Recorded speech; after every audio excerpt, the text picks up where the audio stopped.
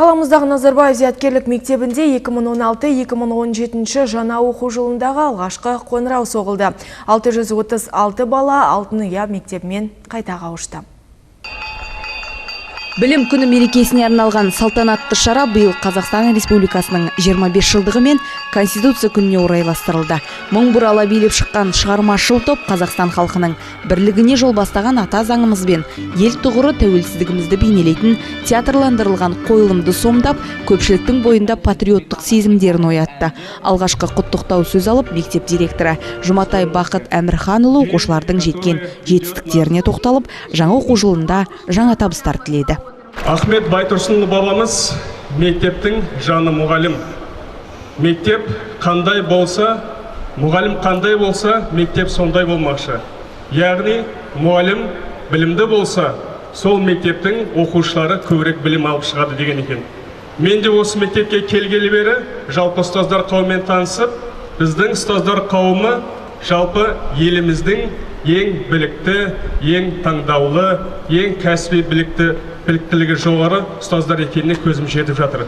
Онымен қоса біздің ұжымымызда 10 шетелдік маман қызмет атқаруда. Осы ұстаздар ұжымына қарап, біздің де мектептің балалары өңірдегі өзінің құрбыларына қарағанда көбірек білім алып шығатынына сенімім мол. Негізінен білім сапасының көрсеткіші 95,4%-ды құраған. Мектеп ұжымы жаңа оқу жылында барлығы 636 баламен қайта қауышты. Оның ішінде 100 оқушы қаңтар айында өткен конкурстық іріктеу нәтижесінде өркен грант иегері атанып, 7-ші сыныпқа қабылданды. Шиелі ауданынан келген Ақжол Құлымбетов Назарбаев зияткерлік мектебіне оқуға түсу үшін көп еңбектенгенін айтады.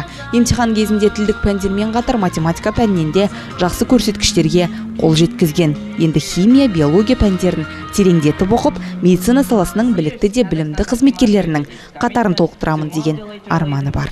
7 класса я буду обучаться в Назарбаев интеллектуальной школе. Я переведен с Шилинского района Кызылординской области с школы номер 127 имени Шуханова Алиханова. Я выбрал эту школу, потому что в дальнейшем хочу получить качественное образование и служить своей родине.